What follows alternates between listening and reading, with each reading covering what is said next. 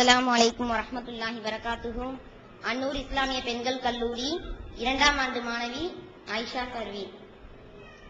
ரமலானுக்கு சிறப்பு தொழுகை உண்டா? தராவி என்ற தொழுகை இருக்குல்ல, அந்த தொழுகைக்கு யாரால் பெயர் சூட்டப்பட்டுச்சு? இது ஒரு நல்ல ஒரு கேள்விங்க. இப்ப ரமலான் மாதத்துக்கு இந்த தராவி என்ற பெயர்ல நம்ம ஒரு தொழுகையை தொழுகிறோம். அவங்க கேள்வி எப்படி வந்திருக்குன்னு கேட்டா, தராவிங்கிற பெயர்ல முதல்ல தொழுகை இருக்குதா அப்படிங்கிறத முதல் கேள்வியை கேட்கிறாங்க. அது நல்ல கேள்விதான். ஒரு தொழுகைக்கு பெயர் வைக்கிறதா இருந்தா அசர் தொழுகைன்னு பெயர் வைக்கிறோம், லோஹர் தொழுகைங்கிறோம், ஃபஜ்ருங்கிறோம், ஜும்மாங்கிறோம், ஈது தொழுகைங்கிறோம், மழை தொழுகை இஸ்திஸ்கா தொழுகைன்னு சொல்றோம், குசூப் அதாவது சூரிய கிரகண சந்திர கிரகண தொழுகைன்னு சொல்றோம். இந்த தொழுகைகளுக்கெல்லாம் நம்மளா பேர் வச்சுக்கல. இந்த பேர்லாம் அல்லாஹ்வுடைய ரசூல் வச்சது. அசர் தொழுகை நம்மளா பேர் வச்சுக்கல. ரசூல் ஸல்லல்லாஹு அலைஹி வஸல்லம் அதுக்கு அசர்னு சொன்னாங்க, நாமளும் அசருங்கிறோம். லொஹர்னு சொன்னாங்க, நாமளும் லொஹருங்கிறோம். ஆனால் இப்ப தராவீஹ்னு ஒரு தொழுகைக்கு பெயர் வைக்கிறோம்னு வைங்க, அது யார் சொல்லணும்? அல்லாஹ்வுடைய ரசூல் தான் சொல்லணும். நீங்க குர்ஆன் அல்லது அல்லாஹ் சொல்லியிருக்கணும். குர்ஆன் முழுசும் நீங்க தேடி பார்த்தாலும் சரி, தராவீங்கிற வார்த்தையே இருக்காது.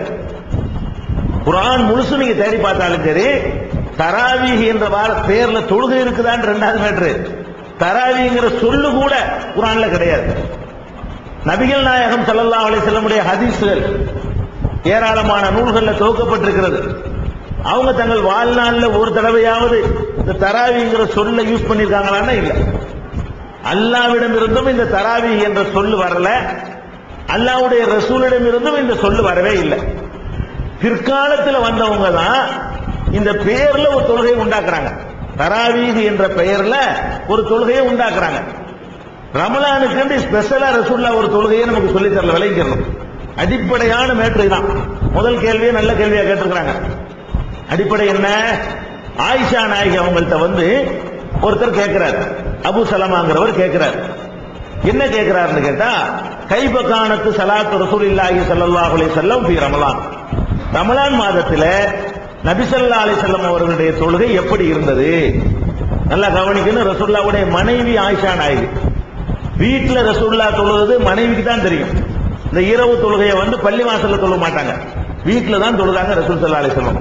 அப்ப வீட்டுல தொழுவது அவங்க எப்படி தொழுதாங்கிறத தெரியாததுனால கேட்கிறாரு, கைபகானத்து ஸலாத்து ரசூலில்லாஹி ஸல்லல்லாஹு அலைஹி வஸல்லம் ஃபீ ரமலான், ரமலான் மாதத்திலே நபி ஸல்லல்லாஹு அலைஹி வஸல்லம் எப்படி தொழுதாங்க, எத்தனை தொழுதாங்கன்னு கூட கேள்வி கிடையாதுங்க, எப்படி தொழுதாங்கன்னு தான் கேள்வி கேட்கப்படுது.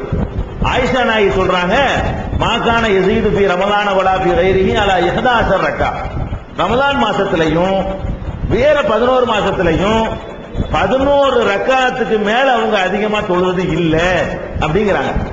இதுல என்ன வழி? எங்க இருக்கு? புகாரியில. உங்களுக்கு தமிழ்ல புகாரி வந்துருச்சு, நீங்களே எடுத்து பார்த்துக்கலாம், நிறைய இடங்கள்ல இருக்கிறது.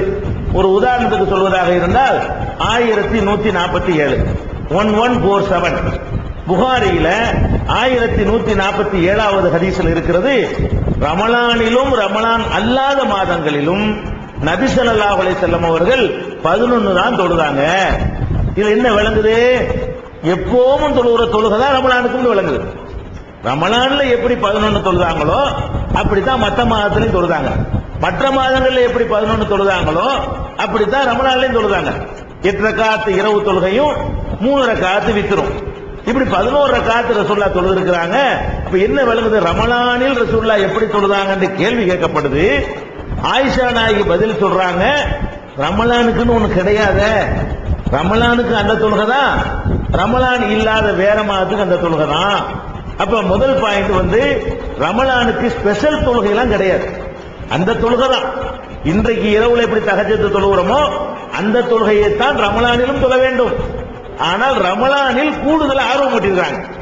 மற்ற நாள்ல தொழுகிறதை விட மன் காம ரமலான ஈமானம் வஹ்திசாபன் குஃபிர லஹு மா தகத்தம மின் தம்பிஹி, யார் ஒருத்தர் ரமலான் மாதத்திலே நின்று வணங்குகிறாரோ அவருடைய முன்பாவங்கள் மன்னிக்கப்படுகின்றன என்று நபி ஸல்லல்லாஹு அலைஹி வஸல்லம் அவர்கள் ரமலானுக்கு அதிகமா ஆர்வம் ஊட்டினாங்க. மற்ற 11 மாசத்துக்கு அவ்வளவு ஆர்வம் ஊட்டல. இந்த ஆர்வத்துல தான் டிஃபரன்ஸ். 11 மாசத்துல ஆர்வம் ஊட்டினதை விட இந்த ஒரு மாசத்தில் அதிகமா ஆர்வம் ஊட்டி இருக்கிறாங்க. இது நீங்க புகாரியில பார்த்துக் கொள்ளலாம் 1147. அப்ப தராவிங்கிற இந்த பெயரு பின்னாடி வந்தது. அதுல கூட ஒரு விஷயம் இருக்குதுங்க. இந்த தராவிக்கு அர்த்தம் என்ன தெரியுமா? அதையும் வழங்கிட்டுலாம் நீங்க சிரிப்பீங்க. ஒரு தொழுகைக்கு பெயர் வைக்கிறதா இருந்தா ஒரு நல்ல ஒரு அர்த்தம். ஒரு ஃபஜ்ர் தொழுகைங்கிறோம். ஃபஜ்ருங்கிறது ஒரு நேரம், அந்த நேரத்தில் தொழுகிறதுனால ஃபஜ்ர் தொழுகைங்கிறோம். அசர் என்பது ஒரு குறிப்பிட்ட நேரம், அந்த நேரத்தில் தொழுகிறதுனால அசர் தொழுகைங்கிறோம். இந்த தராவி இருக்கு பாருங்க, இந்த தராவிங்கிற வார்த்தைக்கு அர்த்தம் தர்வீகத்துன் என்பதனுடைய பன்மை தராவி. தராவிங்கிறது ஒரு பன்மையான சொல். இலக்கணத்தில் ஒருமை பன்மைம்பாங்கல்ல, அந்த பன்மையை குறிக்கக்கூடிய சொல் தராவி. அதனுடைய ஒருமை தர்வீகத்தும்பாங்க. தர்வீகத்துக்கு என்ன அர்த்தம் கேட்டா ஒரு தடவை ஓய்வு எடுக்குதல் அர்த்தம். ஒரு தடவை ரெஸ்ட் எடுக்கிறது. இப்ப தராவின்னா நிறைய ரெஸ்ட் அர்த்தம், நிறைய ஓய்வு. தொழுகைக்கு பேர் ஓய்வா?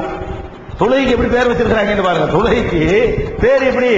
தராவீஹ். சலாத்து தராவீஹ்னா ஓய்வு தொழுகை, ஓய்வுகளை கொண்ட தொழுகைன்னு அர்த்தம். அப்ப இந்த பேரும் தப்பு, இந்த பேர்ல அவங்க உண்டாக்குன எண்ணிக்கை எல்லாமே தப்பா இருக்கிறது. ரமலானுக்கு சிறப்பான தொழுகை இல்ல, தஹஜ்ஜத் தொழுகை தான் இருக்கிறது. அது ஹதீசுகள்ல தஹஜ்ஜத் தொழுகை என்று சொல்லப்படும், இல்லைன்னா கியாமுல் லைல் இரவு வணக்கம் அப்படின்னு சொல்லப்படும். தராவி என்ற பெயரில் ஒரு தொழுகையும் கிடையாது. அதான் முதல் சகோதரி கேட்ட கேள்விக்கான பதில்.